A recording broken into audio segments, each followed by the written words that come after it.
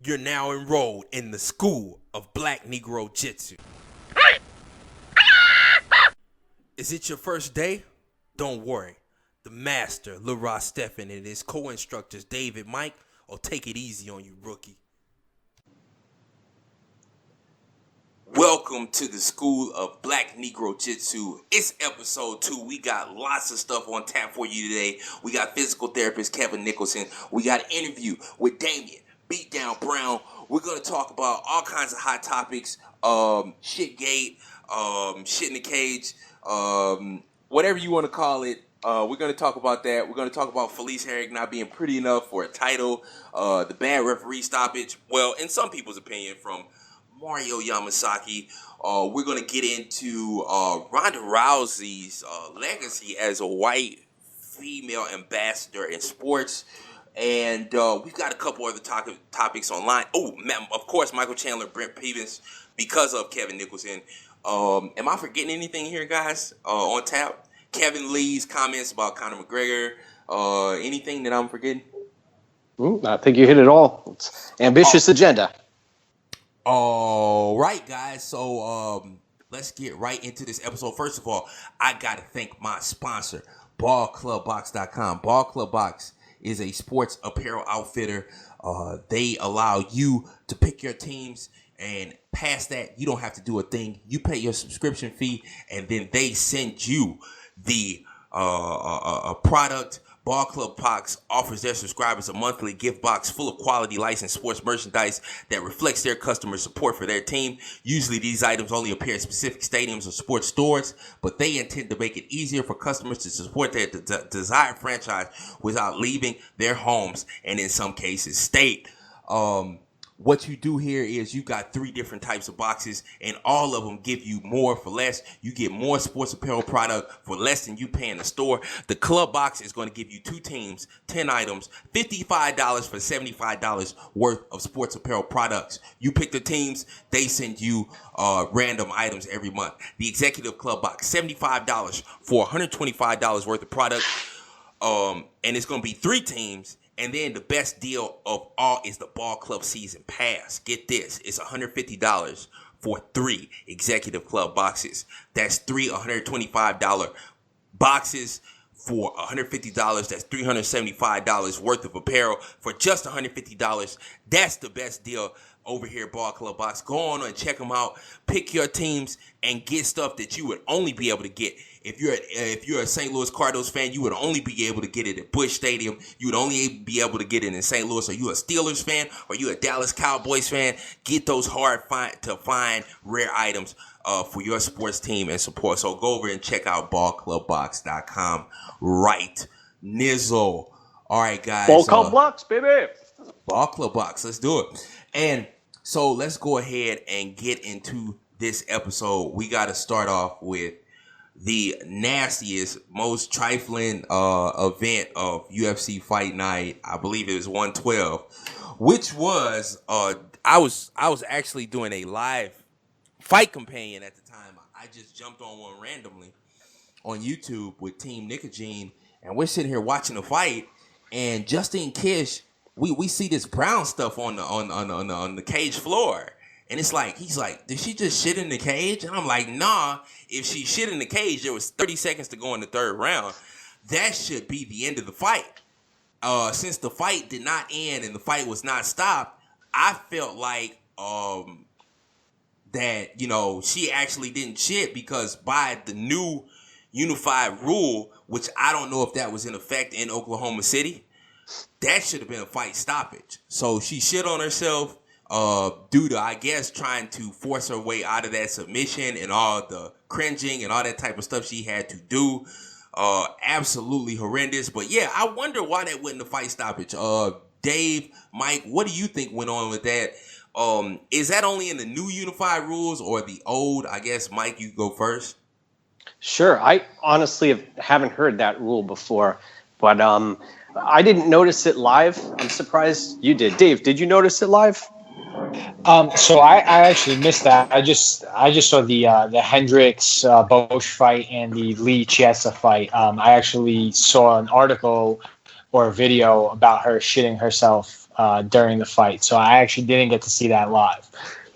Yeah, I was shocked when I first saw the brown shit all over the canvas. But then I started thinking, man, these fighters, they cut a lot of weight. They spaz out, especially when they're rendered unconscious. You lose control of your bodily functions. So I'm surprised it doesn't happen that often, to be honest.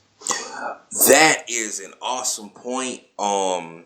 It happened with Yoel Romero. It's happened a few other times. And with the one time I seen it on the regional scene, they did indeed stop the fight because it's a biohazard.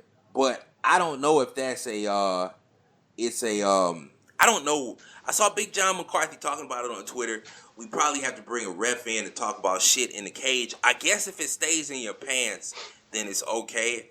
But if it actually gets on the cage, then they have to stop the fight to clean it up. And I believe that is a TKO loss. I don't know. Shit KO.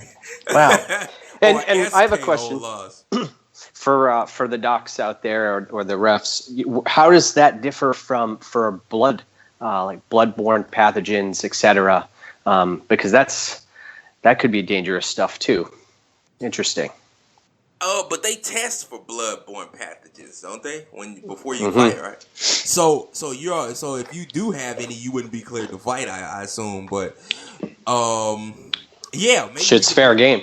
We can bring on a ref. We maybe can bring Bobby Weinbacker back on and discuss that, or somebody else, and have him come on. Or I can just ask Big John McCarthy, Mike's MMA Picks. Big John McCarthy will respond to you if you tweet him. Ask Big John McCarthy. He responded to me before. So we should probably ask Big John McCarthy and then feature his answer on the show. But let's get to our next topic, which is a perfect lead-in, which is Felice Herrig saying that she's not pretty enough right now to be featured as a champion or a main eventer. And I say, Felice Herrig, you are indeed the one full of shit on this one. She just put together a winning streak. Before this, it was win, loss, win, loss. Her 3 losses in the UFC: Tisha Torres, Randa Marcos, Paige Van Zandt. Her wins: Heather Clark, Lisa Ellis, Kaylin Coran, Grasso, and Kish. Not exactly a murderous row. None of those girls are, well, Tisha Torres is a top 5 competitor now, but none of those girls are killers. What do you think of Felice Herrig's BS, or let's just stay on this shit topic, her shit presentation of being the ugly girl amongst the pretty girls who deserves the big fight because she's a veteran? What do you guys feel about that? Dave, go ahead and go first. First off, shout out to Felice because she's actually very pretty and very cute. So I'll lead in with that. I listened to it earlier today to try and kind of assess kind of what she meant by it. I think where I don't want to speak for her. I think where she kind of led with that comment was that she might have missed the boat. That being that she's kind of a veteran of the sport, she didn't come in at the time where the girls are, or the women are, as marketable as, let's say, a Paige Van Zandt, where they kind of just, threw her into the ring and threw her into the fire and turned her into this really, really big marketing ploy. I don't want to say she doesn't have the skills to back it up, but she's not we've come to learn that she's not really a top tier women's fighter, right? She's more her credibility is more based on her looks than I think her fighting skills. So with that being said, I am kind of going to agree. I think it's kind of BS, right? She's definitely marketable from a looks perspective. I don't think her line of work has really, spoken for itself. I think that they might be able to start marketing her in the near future if she continues this, right? She looked a little lost in the cage in the past. She seems to have started getting her footing. She looked really good against Alexa Grasso. From what I hear, she looked good against Kish and was dominating the fight. So I think if she continues this trend and actually beats the opposition put in front of her and continues to look good, then I think the UFC has something with her. I don't think it's solely based on her age and look. Like I said, I think it was just wrong place, wrong time, as well as a combination of a not so great resume and looking a little lost in the cage. But now, the UFC might be cooking with something. They might be onto something if she continues down this path. Mm-hmm. Mike, what do you think about Felice Herrig's banter? I did listen to the post-fight press conference live, and she seemed authentic. She was believing what she was saying, and it was heartfelt. My take on it is she wants to get Paige. She sees Paige Van Zandt ranked higher than her. She wants to get her rematch against her, and I don't blame her. I don't blame her for trying to go this route. And she's looked great. I'm excited about her next fight. I wonder who they're gonna match her up with. Yeah, Felice Herrig looks better than ever. Her striking still leaves some to be desired, but she's showed better grappling than she's ever shown in the fight against Kish. I've been liking the Felice Herrig I'm seeing, but this is the first time she's ever demonstrated any sort of consistency in her career when it comes to wins and losses and top flight performances. Beating Grasso, Kish, and also Karan. I think she's starting to make her mark, but she definitely can't make a case for a title shot yet, especially not with a person like Tisha Torres that beat her in the division. Let's get to the referee stoppage though that we had here over the weekend. A lot of people, or some people, actually thought that it was controversial. I, for one, did not. Michael Chiesa versus Kevin Lee.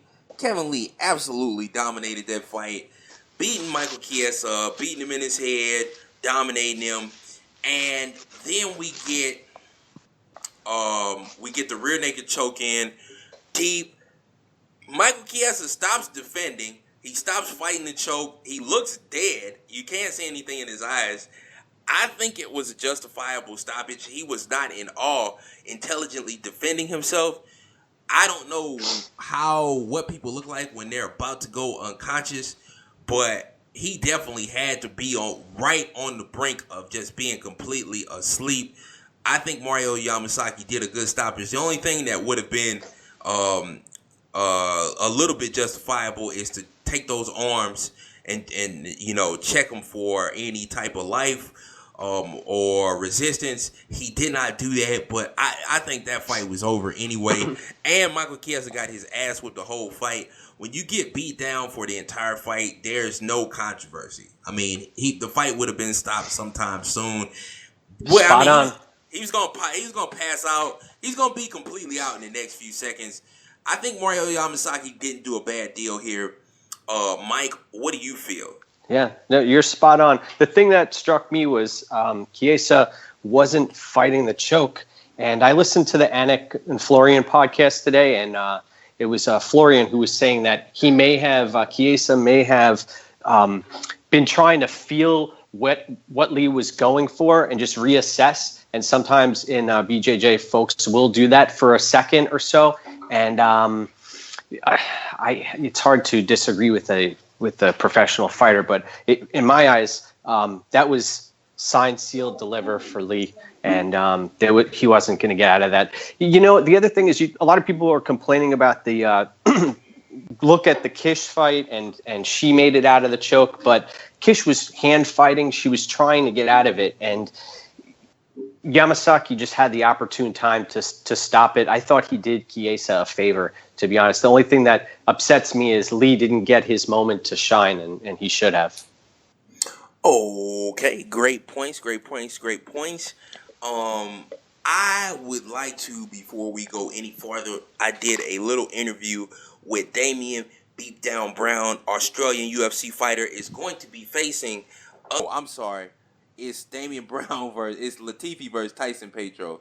I'm tripping. Damien Brown does not have a fight coming up. But anyway, yeah, we're going to get into this interview real quick with Damien Brown. Go ahead, check it out.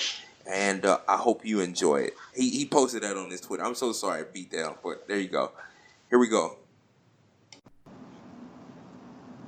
Damien Brown, welcome to the School of BlackNegroJItsu. It is wonderful to have you. I've got two alternate co-instructors here with me today, CJ and Eric Forsland. Damien, Australian-based fighter. I wanted you to go ahead and acquaint yourself with the fans here. You fight at 170 pounds or 155? 155. 155, okay. Australian-based fighter, 155 pounds. Not necessarily up and comer. It took you like 7 years to get to the UFC, right? Yeah, that's correct. It took me ages, man.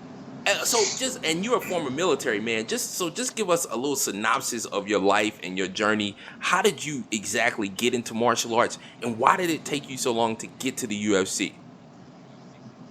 I did martial arts most of my childhood, but I joined the military at 21, and I did some time overseas in Afghanistan, and then when I came back, I just got back into kickboxing just for some fitness.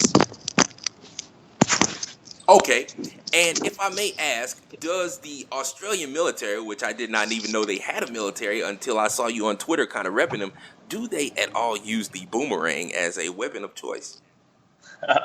No, they don't. Okay.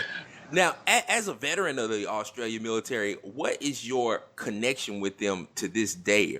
Are you do you still help with recruiting? Do you still have a good relationship with them? Do you do seminars where mixed martial arts are maybe kind of introduced to the soldiers as a part of their combative systems, kind of like they do here in the United States with the military here? Give me a little synopsis of what your relationship still is, because I see you kind of. I see you constantly talking about your service on Twitter. Yeah, man, I don't do anything with the military anymore.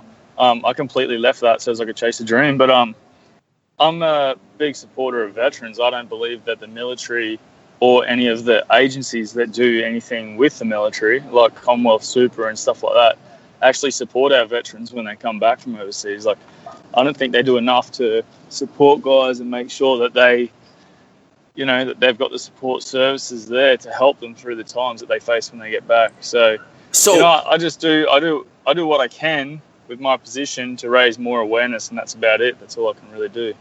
Okay. And so the Australian military sounds a lot like the United States military in that a lot of soldiers probably struggle with PTSD. They struggle with different post-service cases, and maybe even a lot of poverty and things like that, and they don't get help. How was your time in Afghanistan? Do you have any lingering effects from it? And does it ever affect you fighting? Because I know a lot of people get into mixed martial arts, soldiers at least, for a type of therapy. But how is fighting a type of therapy for you post combat service? Yes, 100%. So fighting itself is not necessarily the therapy, but the training is. I believe that if you put yourself in a situation where you can only focus on what's going on at the time, then it allows you to be free from all your other troubles. So I think that the training itself is a good therapy, but fighting not so much. Fighting is just something I do. It's, I've got a competitive nature, and if I'm going to train, I'm going to fight. So yeah, that's awesome. And have you what camp do you train out of there, or do you train in Australia? Because I know you're in Brisbane right now. But what is the what camp do you train out of, and what do you think of the professional scene in Australia, which is fairly new? I think like only you, Dan Kelly, maybe Jake Matthews. I can't think of a wide range of Australian-based fighters who are really active right now. What is it like being in Australia? Go ahead. You got like Rob Whittaker. Rob Whittaker's about to fight Romero for the title. I'm sorry. I forgot all about Robert Whittaker. Sometimes I forget Robert Whittaker is in Australia. Don't forget Rob. Yeah, man, it's a privilege, really. Like, there's not a lot of UFC fighters out here in Australia, and it's a real privilege to be a part of that rare kind of like scene. And I think to an extent, it's pretty cool being maybe some other people's inspiration to, sure, some people get there quick, and then other people have to wait like 6 or 7 years. So it's nice to show people that just keep pushing on, man. It can happen. So it's really awesome and a privilege to be a part of that group. So it took you a while to get to UFC. Looks like you're 17-10 now. You got there about 4 fights ago. I was saying that do all the Australian fighters kind of train together, or are you guys all split up in different places? Do you find it a priority to train with other high-level pros from your country? No, not at all. Australia's like the size of America, so it'd be like someone in Atlanta going to train with someone in Vegas, kind of thing. It's ages away, man. But it's I got my team out here at Integrated MMA, and then I use a striking coach. He's the gym striking coach, also has his own gym, and I have another grappling coach who used to train with us. So I got like 3 coaches who are all sort of linked with the same gym, but all train in different areas as well. So I do my training in Brisbane only. I never go overseas. I never go to other camps. Okay. I just do it out of Integrated, and we got really good guys, man. Like, we got a guy that's 7-0 as a pro, lightweight, 6 knockouts. We got like probably Australia's most experienced and oldest veteran in Adrian Pang. I mean, he's fighting for 1FC, and he's been around for years, man. You know, like, I got like 6 or 7 good lightweights that can challenge me every single day in the gym in every single aspect of the game. So I don't feel any need to go anywhere. They got me there already, so I feel like they can take me further. Okay. And do you ever find that Australia is not known for its wrestling? I think countries outside of maybe like the Eastern European scene in America don't have the best wrestling. You're a wrestling-based fighter.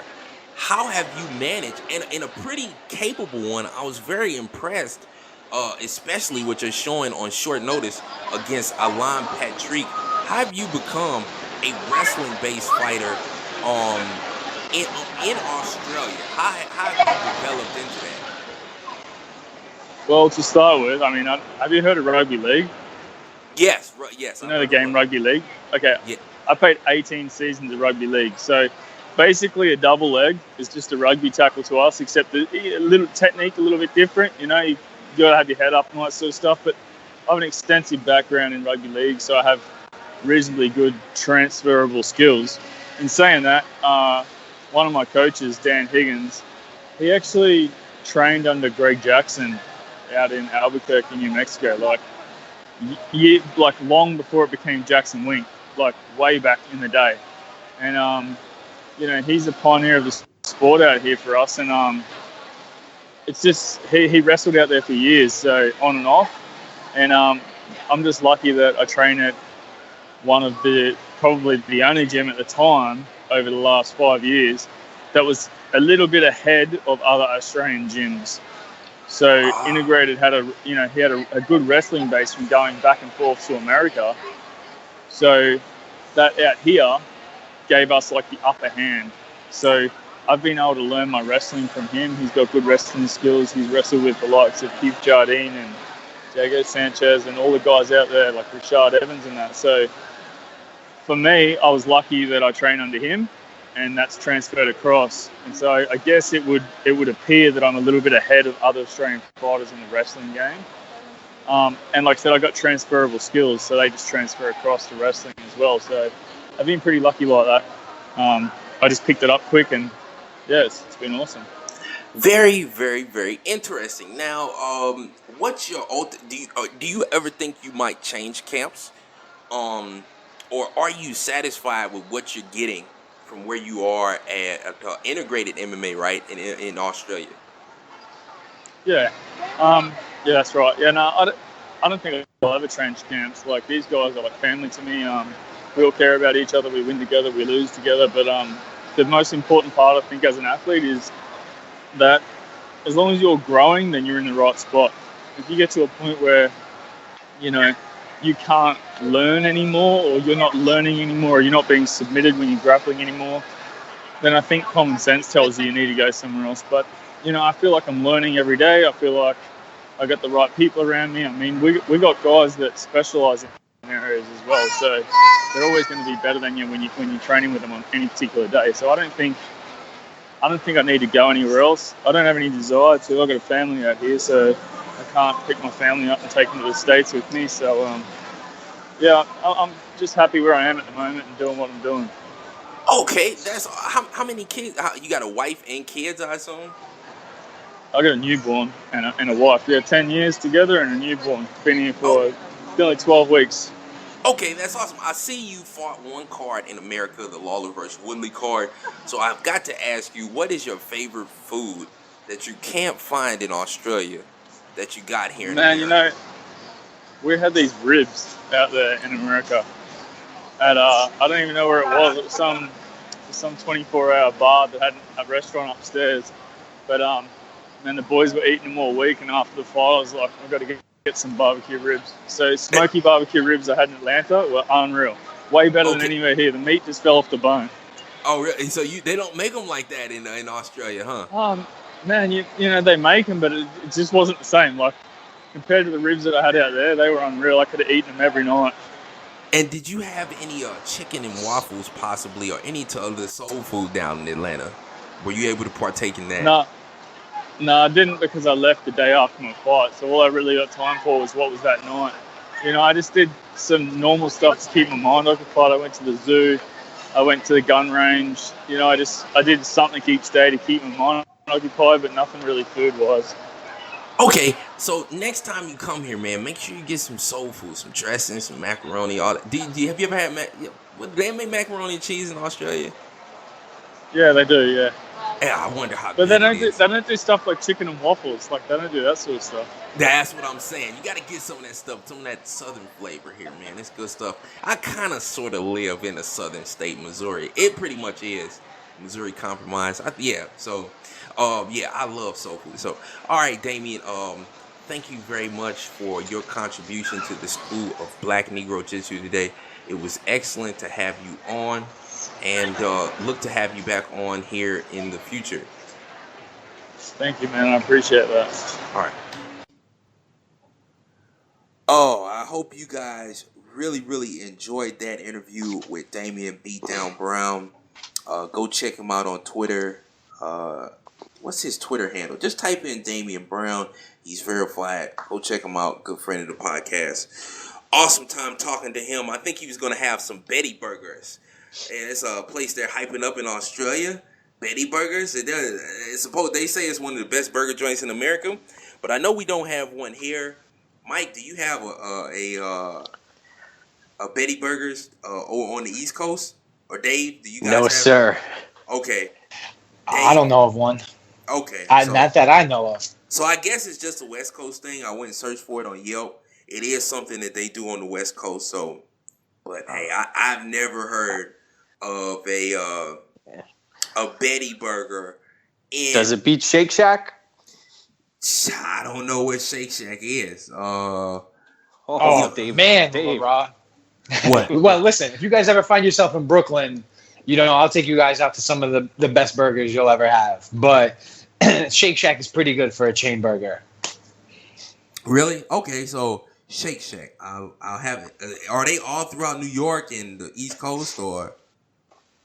Yeah, they started in New York. It started as I believe it was Madison Square Park, not too far from MSG.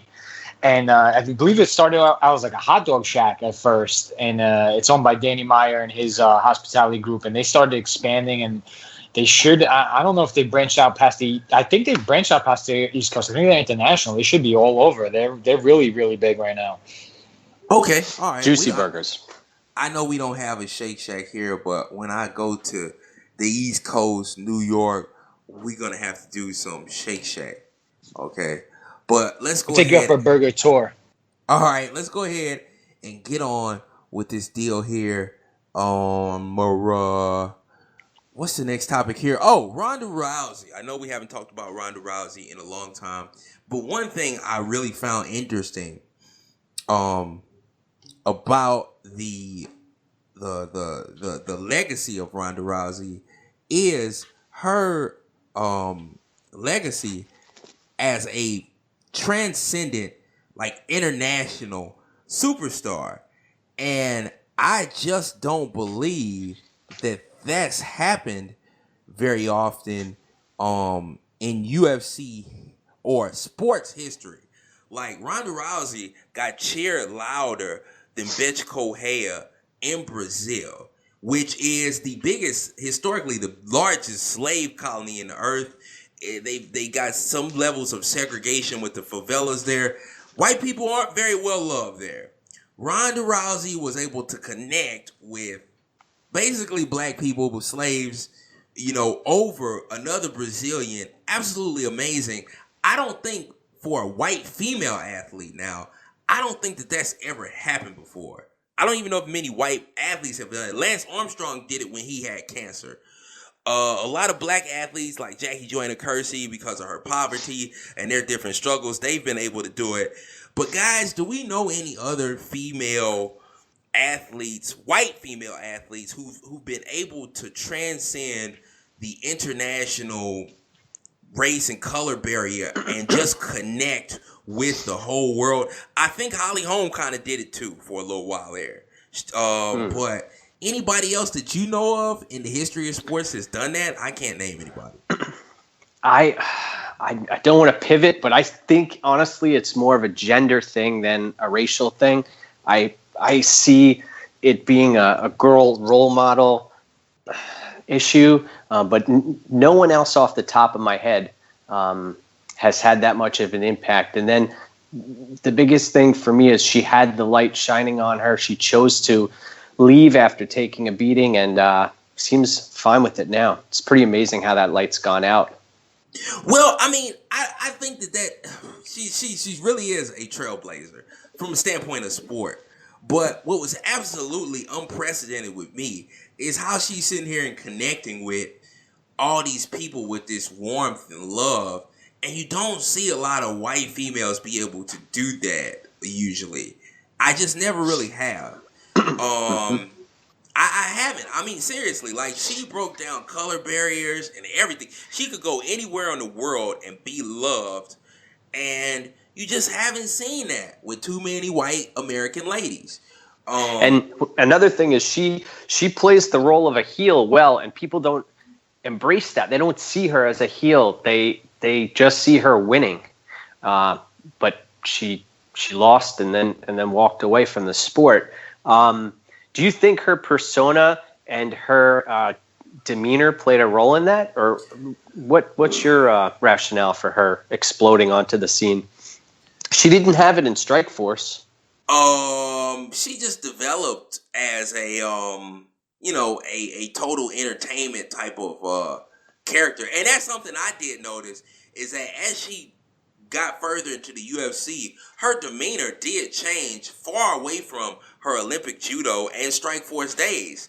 But I think that's a lot about selling yourself, selling an image of bad reputation and all that kind of stuff. I think that was really good stuff. It was a really good gimmick. But yeah, I wondered too why her demeanor and her attitude changed so much from being calm, respectful judoka Ronda Rousey to this mean, nasty, wild woman of a girl during the UFC. Maybe it was a lot of how her camp was making her to feel invincible. Maybe not. I don't know. Dave, do you have any input on this one? So I can't pinpoint one thing, right? I'm going to say what Mike touched on, her being a role model for females or for young girls or young women. I think that was definitely one thing that helped her transcend sports. I think the fact she was just a total package, right? She was pretty and she was just a badass. The fact like she didn't seem to take that when her demeanor changed, right, in the UFC, it seemed like she didn't take shit from anybody. She just always had this look on her face like she was never happy, like just bring on all challengers. I think it was also the fashion in which she was disposing of any female challengers that came in her path. So I think it was multiple things. I think it was just, it's a nice, tightly knit package. And I think timing. I think timing has a lot to do with sports and life in general. She kind of was a trailblazer. She kind of helped pioneer, women's MMA, and was really a face of women's MMA. I don't know if, and I don't know what to attribute it to as well. I don't know if the competition wasn't as fierce at the time, or if it was that kind of aura of invincibility, like she couldn't be beat till Holly, knocked her off that pedestal. But I feel like just as fast as it seemed like she, became this huge figure, it seemed like she came crashing down just as quick. Okay. I think that her not being undefeated, I think that was her goal. She didn't realize it, so she said, screw it. I'm going to make money in more intelligent ways now. And I don't blame her at all. But like I said, man, I've been looking, and that's why I wanted to have this conversation, for another white female athlete that just connected with people from all over the world despite their race. And I haven't found it. I thought that was the most exceptional part of her legacy. One person we haven't talked about, but I grew up with you guys know Mia Hamm? Do you remember that name? Yeah, I know Mia Hamm. She kind of played that same role. I don't know how. I'm not sure if there was a color barrier impact though, but she seemed to be that role model for girls and for women back in the day. Even across the United States line, just worldwide. That's what I'm saying. Yeah. See what I'm I don't saying? think it was international. Yeah. Like, no matter if you're a black girl or a white girl, Ronda Rousey was the shit. So that's interesting. But let's get on to the next topic here, which this is something that I'm very interested in, is why isn't Amanda Nunes the only reigning Brazilian champion in the organization? Why hasn't she headlined a card in Brazil yet? And I think it's because she's gay. Brazil is one of the leading, I don't know. They're one of the leading countries in violence against homosexuals. Homosexuality is absolutely not popular there. And the UFC has not only outed Amanda Nunes, because we knew Nina Ansaroff was her girlfriend for a very long time, but they have, looks like, encouraged her to embrace, being a stud, and kind of present herself as one. And that stuff that's just doesn't fly in her home country. And although I know the United States and over here in Hollywood, they love the gay culture, how has this hurt Amanda Nunes' relationship with Brazil, if you think it has? Because I think Amanda Nunes is a wonderfully exuberant and she's an enthusiastic champion. I love to hear her talk. I think she loves the fight game, but she can't go to Brazil and be accepted. Like, I think they had like a victory parade for it. Not a lot of people showed up. Vitor Belfort just headlined the card against who? Who did, or was on top of the card? He didn't main event it, did he?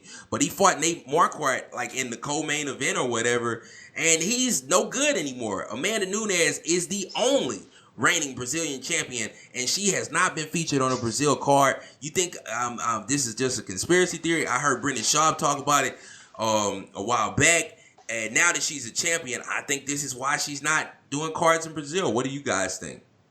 I don't think the UFC did her any favors when they were promoting the Rousey Nunes fight.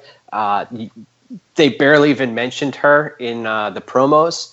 And they could have embraced that the openly gay champion, and they didn't.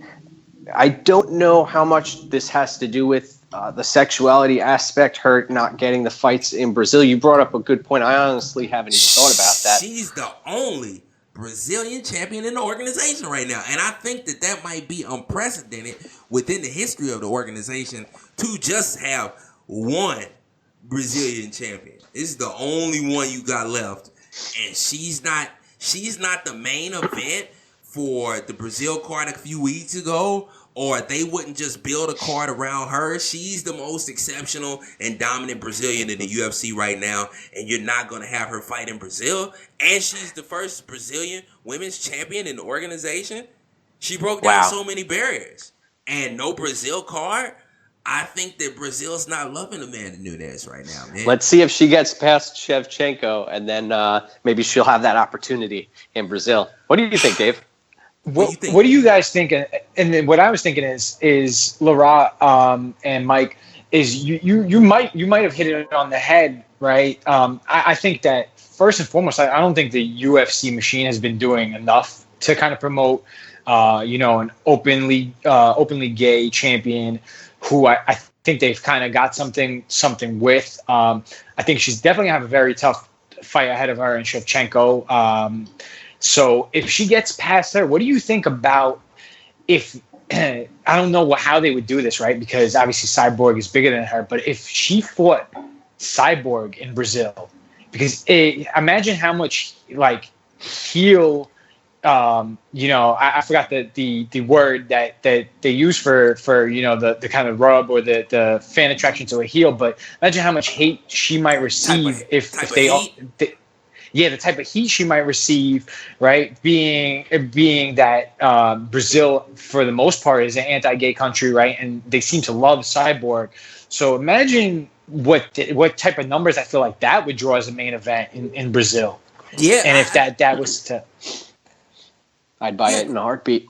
Yeah, I would love it. But I just don't. I think that the journalists here and the media here thinks it's cute and they like it, and so they run it and they blow it up. But it seems to have ruined her relationship with her home country, which is absolutely tragic. That's a sad thing. She's the only champion, like I said, from the organization. That's Brazilian, man, and that's the mecca of mixed martial arts. We had another topic here, if I can get to it. But on another topic, I don't think that Amanda Nunes is gonna beat Shevchenko. The one thing that worries me most about Amanda Nunes is that although she seems to be better than ever, we have yet to see her outside of the first round, and we know Amanda Nunes struggles with sinus infections when she travels. And I don't know where this card is going to be because she's training down in Florida, right? So if she has to hop on a plane and go somewhere in order to fight, she's going to be in some trouble because of her history of sinus infections, which I believe have led to her consistently gassing past the first round. She finished Ronda Rousey in the first round. She finished Maia Tate in the first round. Now she's going to be going UFC 213. Las Vegas, Nevada. It's going to be in Las Vegas, Nevada, in that dry Las Vegas air, and she's going to be dealing with, Shevchenko that started to get stronger as the fight went along last time, and she was just done. She's going to have to get rid of her early. Yeah, I don't like Shevchenko. I don't like Amanda Nunes' chances because she's not that much better of a striker than Shevchenko. And Shevchenko is a much better grappler than last time. And like I said, the first round was a wash. The second round was clearly Nunes. And the third round was clearly Shevchenko. And then the end of the second round was even Shevchenko. So Amanda Nunes seems to be old Amanda Nunes, which is hot liquid fire lava for about a round. And then she's done. What do you guys think? I am in love with watching how fighters evolve when they have a rematch. Fights like the Verdum, Overeem fight. There are so many of them. The Means Oliveira. I'm excited to see what happens because they're both going to make adjustments. And Nunes, the people in her camp have to point out that her gas tank is an issue. I wonder, she's with ATT, right? Yeah, but did you hear why that is though? It's because of the travel in the airplane and the infections she gets afterwards, the sinus infections. Yeah, I wonder what they've done to address her gas tank, and also if she paced herself, is she gonna still have the power to take Shevchenko out? I personally think Nunes should be the favorite in this fight, but it's such a close fight, and I was really shocked with Shevchenko's ability to take Pena down and lock that armbar in. So either way, it's going to be fun to watch. Yes, sir, it will. Mike, I know you sent me this story. Kevin Lee says that all Irish people are inbred and have bad genetics. You said you thought it was racially irresponsible, but I think Kevin Lee being a black man, we can all get away with a little bit of nationalistic insult with the gross history of slavery and other abuses on black people. You kind of get a free pass for insulting the man from time to time, but I think it's great heel heat by Kevin Lee. He's playing the bad guy. He's the Motown phenom, young, good-looking former model who's out for anybody and everybody, ain't making no friends. I think it's a great way to sell a fight. He's quickly becoming one of the more interesting characters in the UFC, and I'm liking what he's bringing to the table. He even trains out of Floyd Mayweather's gym. Just everything he's doing is really interesting. Mike, what were 24 years old? Yep, 24 years old. Amazing. I had some time to soak this up after I contacted you.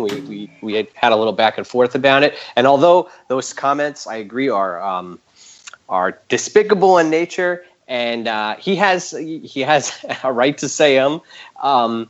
It got me thinking. I started to think. You guys remember when Chael Sonnen started to rail on the Brazilians, talking about them playing in mud and saying so many disrespectful things about, Anderson Silva's wife, but Brazilian people in general.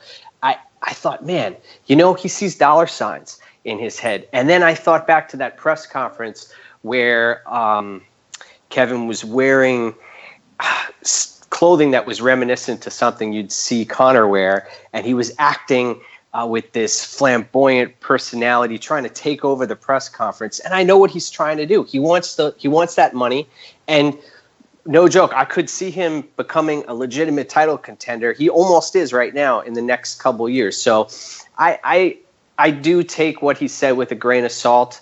And considering Chael's comments, considering we had an incident with something that was caught on camera with Mike Perry, his corner, saying some stuff during his inaugural fight in the UFC. But I understand. I mean, he didn't receive much heat for the comments. I'm surprised. If you're not white and you make nationalistic or racial comments, it's really hard to look like a bad guy because of the lack of historical proof that that's usually the case. Usually the black guy that talks about the white guy is coming from the underneath, on the bottom. So people don't pay that too much attention. Oh, he's just frustrated by his situation. But you made a very good point here about his comments on John Jones and Daniel Cormier, about them not reaching the black market. And I think that may be because they're married to white women. Because I don't see how otherwise they don't reach the black market. Do you think, I want to ask it, do you think most people know that they're married to white women? I didn't know that until you mentioned it right now, to be honest. If he didn't mention it in the interview and he's trying to play a heel, he didn't do a good job. He should have been talking about how they were Uncle Toms and such and such and such. Now, I don't actually believe that, but he's supposed to be the bad guy. So that's what he should have done. DC is an Uncle Tom, John Jones. They love them white girls. They not making a good example for the black youth. I mean, it should be completely ridiculous. Something that a bad guy would say. But I think that could only be the only basis why they wouldn't be black. I mean, everybody sees John Jones around his brothers, Chandler, and what's the other one's name? Oh, I forgot his name. Chandler just got cut, right? I don't even know. But Chandler and his brother, DC, has a good relationship with Andre Ward and other black people. I don't see the race thing there. But like I said, if you're playing the bad guy and you're trying to push those buttons, that's awesome. You know, he should be doing that. I like it. I like what he's future champ. He could. I have a question.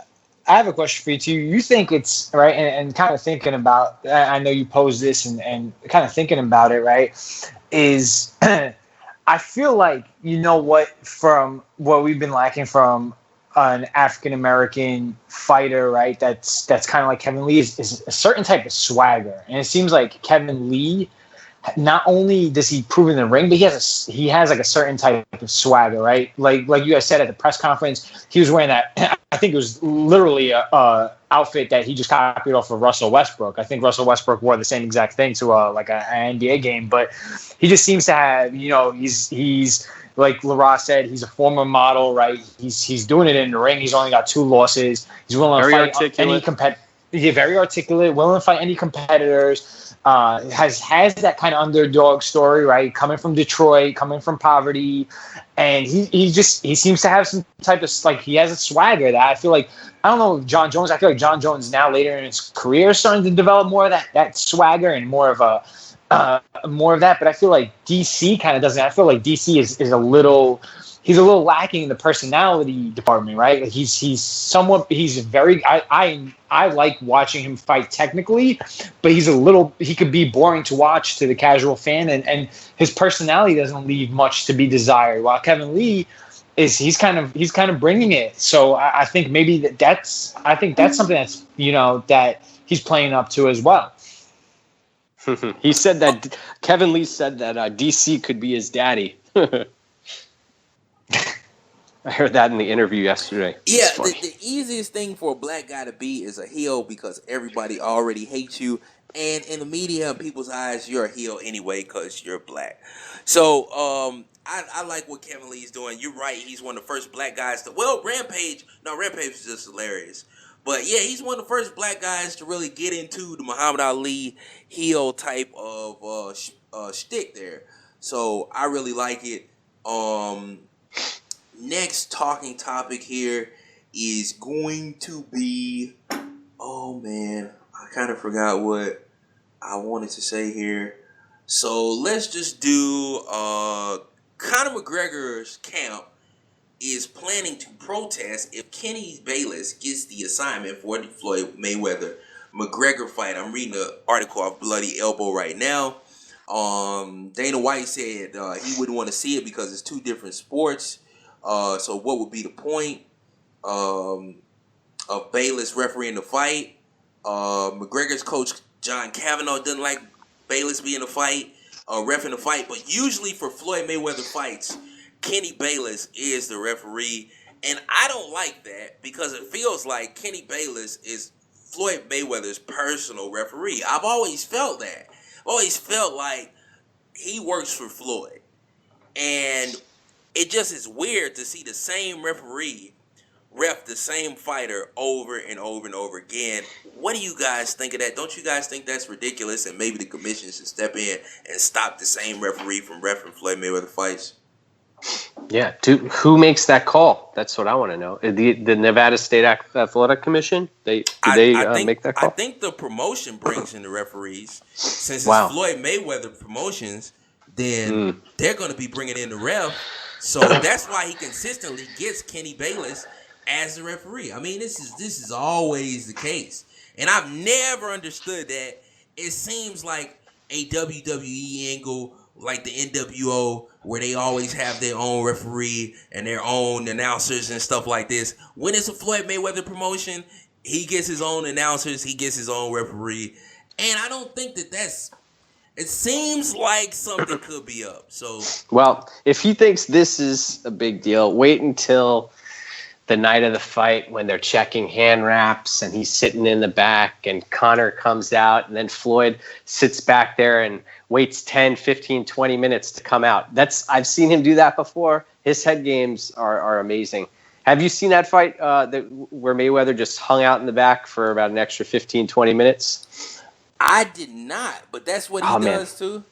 Yeah, and the other fighters just waiting there in the ring, and He's just chilling. It's really, it's amazing. I got to hand it to him. I don't know how he does it and maintains his composure. That's the thing that's going to be amazing. He is very sharp from a standpoint of his mental games that he plays. He makes sure he uses everything that's in the book. And he throws everything at you. But right now, we had a very interesting interview with Dr. Oh my God, Kevin Nicholson. Yes, our physical therapist, Kevin Nicholson. So before we got out of here, Michael Chandler, Brent Primus got into a fight for the Bellator lightweight title over the weekend. Chandler was stopped by what looked to be a turned ankle. Might not be the case. There's been a lot of talk lately that, especially Michael Chandler even mentioned that it was due to nerve damage. We were able to talk extensively to Nicholson about this. If any of you guys saw the fight, I think that it's a legitimate win. He kicked Chandler in the leg, injured him. He was not able to continue. Dave and Mike, what do you think before we play the interview clip? Dave, you want to take this one quick? I actually did not see the fight. I read about the stoppage on Twitter. Now, I guess my question is, was Chandler able to move on that leg? Was he able to plant on that leg, or no? What was the? So he was basically hobbled and moving on one leg. Yes, it looked grotesque to the general public. It looked like he had broken his ankle. It was pretty pretty evident that there was something massively wrong.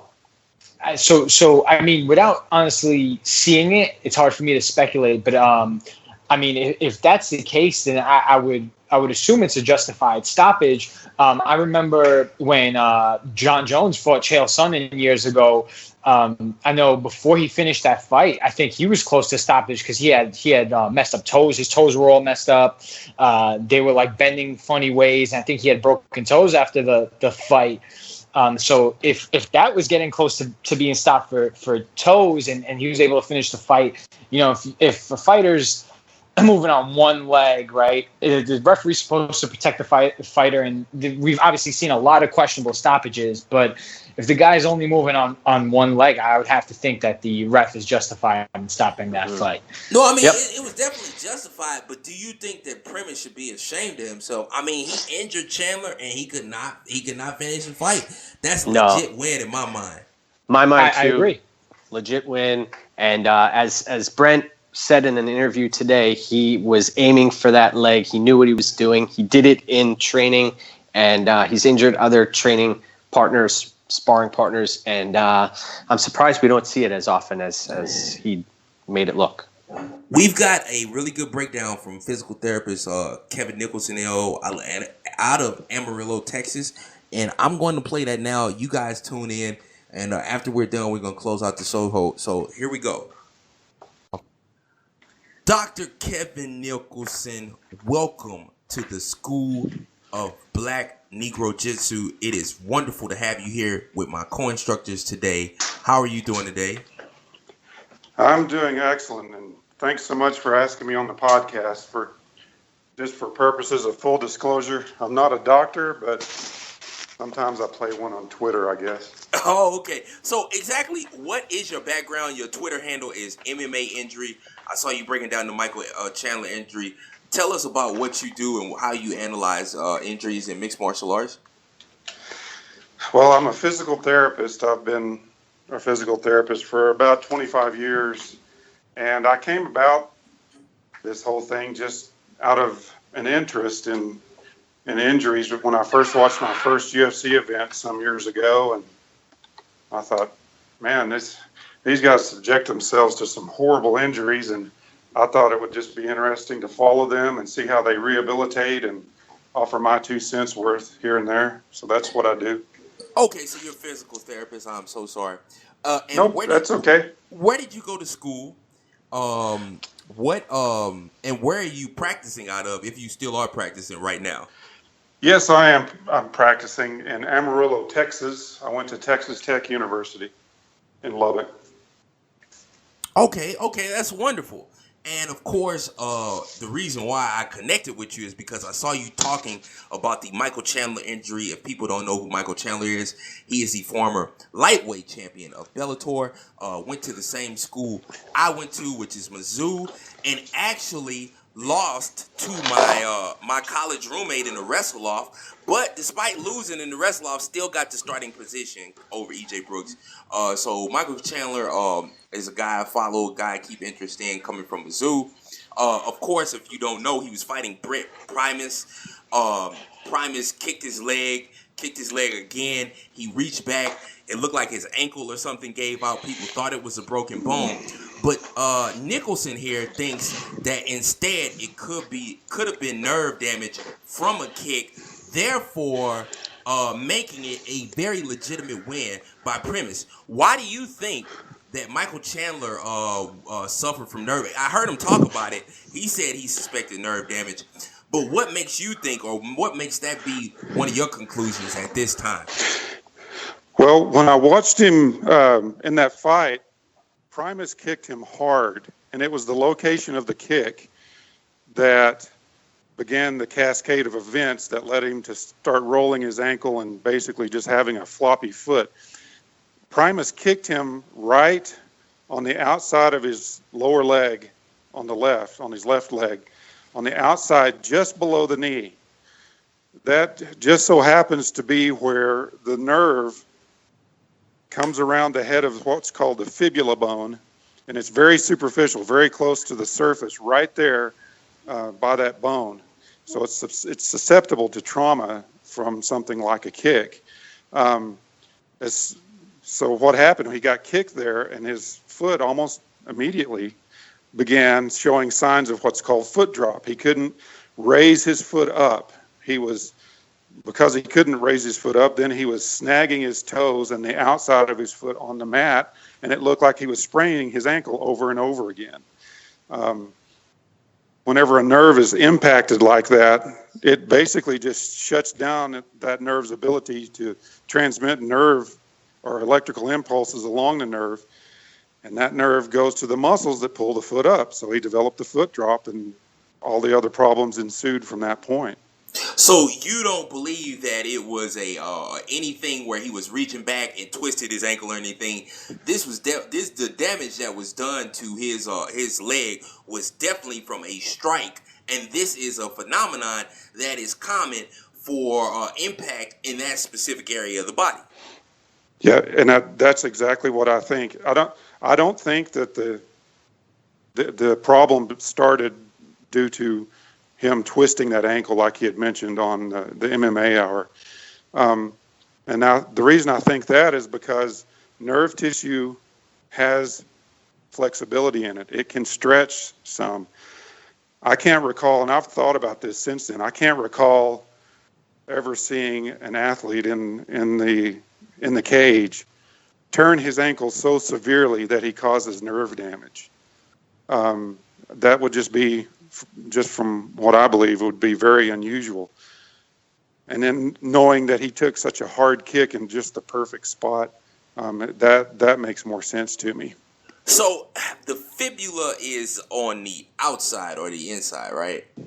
It's on the outside of the lower leg, below the knee. Oh, and there's a bundle of nerves, you say, right where below the knee, right below the knee? Just below the knee on the outside part of the leg. It's really a single nerve called the common peroneal nerve, and it comes right around the head. If you reach down below your knee on the outside and you feel that bump down there, that's the fibula, and that nerve just peeks around from the backside to the front side, right around the head of that bone. Okay, because actually, this is the first time you believe you've seen this phenomenon, but I remember Nordine Taleb was fighting against, I believe it was Eric Silva, and he got kicked in his leg, and he went to go implant on it, and the same phenomenon occurred with him. The announcers did not understand it, but the same type of foot drop where he went to plant and try and use his leg, and he continuously twisted his ankle. So I assume that's what happened with him. Okay, so leg kicks in this area could result in nerve damage, but his only lasted temporarily. Now, if you get kicked in that spot, could you recover in the time frame of, let's say, because after about a minute or two, he was able to actually recover and get his balance and things back. So how long does this type of injury usually affect you for? It can be from a few days to a few weeks, maybe up to like 8 weeks. From what I've been reading up on this type of an injury, it could be up to a few weeks to get full recovery where he's got the strength back in his leg. By the way, this also happened to Scott Jorgensen back in 2015, I think, whenever he was fighting Alejandro Perez. So that's what happened to him too. And I forgot about that instance. So the only person I've ever seen recover from this phenomenon was Nordine Taleb, and he was able to he went dead for like a minute or two, and it looked like he wasn't going to recover, and then he came back. So I guess it was just maybe it was such a slight impact that he could have possibly recovered in a few minutes. Would that possibly be possible? So? Okay. Could be, yeah. Yeah, because Scott Jorgensen, I was so worried about his health in that fight against Alejandro Perez. I thought he had like broken a bone or something like that. It was gruesome. He was able to it looked horrible. He was able to make it to the second round, but it was, especially with his history of injuries, it was absolutely scary. So this is something that's common if you can hit that right spot. Okay, very, very interesting. Do my co-hosts here, do you guys, or co-instructors, do you guys have any questions for Mr. Nicholson here? Well, I will say that I heard Brent being interviewed on the Goes show. Did you guys hear that? Where he said he was specifically targeting that nerve, and he's actually done that in training camp to a number of his sparring partners, and they were actually wearing protection on their legs, and he was still able to inflict that kind of damage. I was really surprised. Do you, Dr.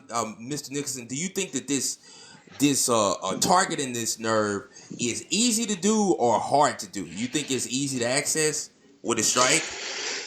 But that's kind of hard to say. I would have to say no, because if it were easy, I think you'd see it more with someone like, what's the guy's name that's just got brutal leg kicks? Barboza? I can't recall. Jose Aldo? Maybe it was Aldo. Somebody, at any rate, I don't know that it is Aldo, actually. I don't think I've never seen a fight where he's actually caused that type of an injury. If it were really easy to do, I think we'd probably see it a little bit more in fights. But you just have to hit the nerve just right. I mean, everything has to be just right to get, because the foot actually, to hit that nerve, his foot, and if you watch Primus's kick on Chandler, his foot kind of wraps, not only hits the outside of the leg, but it kind of wraps around to the backside of that fibula bone, right? Just in the perfect spot. Okay. All right. Very, very interesting. Because like you said, yeah, if it was easy to do, it'd be a technique that was used all the time. One last question for you. There was an incident with a fighter who had an accident in the cage. And I'm telling you, I don't know how much a physical therapist would know about this, but when you cut weight, how susceptible does it make you to losing control of your bowels, the rigors of a weight cut? Or do you not know anything about that type of stuff? I don't know. Maybe you do. Maybe you don't. I tend to think, I don't know that the weight cut would have a whole lot to do with it. Quite frankly, if it were me, I'd just be so nervous I'd crap all over the place. Just from a nervous stomach and the sympathetic nervous system going crazy and all this other stuff. But I'd have to say I don't know specifically if weight cut can contribute to that. Again, we would probably see it more often if, in fact, that were something that was a known thing that occurs with weight cutting. Okay. I think we're gonna need a gastroenterologist on to answer that one. Yeah. But Nicholson, Thank you, Kevin Nicholson. Thank you very much for being on today. Thank you for the analysis you have. Hopefully, you can become our consultant on all catastrophic injuries and things like this. In the future, we're going to call you up and talk to you, get an expert on. And if you have any plugs or anything you like to say right now, it's your time. Go ahead. Well, thanks for having me on. I'll be glad to be on anytime. Just hit me up and follow me on Twitter at MMA Injury. And I usually tweet things I see during the fights that seem to be of interest. So hit me up, and I appreciate the time. Thank you very much, Nicholson, and we hope to have you back on or here at the School of Black Negro Jitsu in the future. Yes, sir. Thanks. All right, guys. Thanks a lot. Hope you guys go check out Kevin Nicholson at MMA Injury on Twitter. If you got any questions about physical therapy or rehabilitation or fighter injuries, go ahead and check Kevin Nicholson out. He made some really good points about Scott Jorgensen versus Alejandro Berhez. I did not realize that's the reason why his foot stopped working is because of nerve damage. Very, very, very interesting. But let's go ahead, and I think I closed out last show with a what would you do? It was about promoter. Would you promote convicted rapist tossed out? But to this week, it's what would you do? Will you buy it? Damien Maia versus Tyron Woodley is the main event of UFC 214. I knew about this in advance or had a feeling about it before that this would be the main event. Heard the word going around American Top Team, but yeah, will you guys buy it or will you guys not buy it? Will you stream it? So it's buy or stream. Woodley versus Maia. I'm saying stream. This is not going to be worth the price of admission. It should be a really weird, funky fight. I don't think Damien Maia gets Woodley to the ground, and if he doesn't, he probably gets knocked out. What do you guys think? Oh man, I can't help myself. I gotta buy it. Tough fight. This fight should end pretty quickly. Either way, I could see Woodley wearing that backpack. You know, we've seen the pictures on Instagram, the videos of them both walking around together, hopping on each other's backs. Either Woodley gets the knockout or we see a submission. That's it. But I'll buy it. Dave, buy or stream? I'm gonna have to say stream. I just like Mike. I usually find myself buying a lot of the UFC pay-per-views, and this one it makes me feel like if I buy it, I'm gonna hate myself in the morning for it. After watching Woodley Thompson, both of those fights, I know that Maia is a completely different fighter than Thompson, but after watching both of those snooze fests, I think I'll probably buy it if I have trouble sleeping that night. Otherwise, I'll be the thing is, though, it. Maia's not going to keep the distance, and there's no way Woodley's going to stay away from him.